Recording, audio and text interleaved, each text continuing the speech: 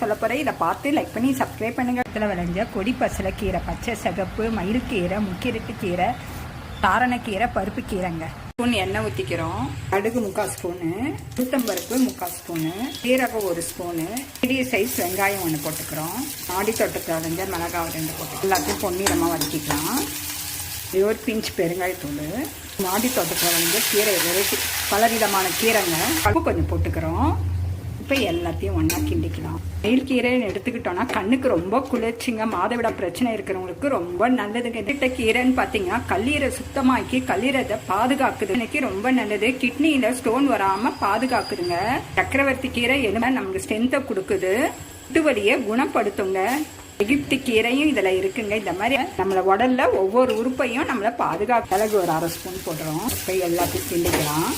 3 spoon தேங்காய் போடுறோம். எல்லாத்தையும் பரட்டிக்கலாம். சூப்பரான கீரை பொரியல் ரெடி.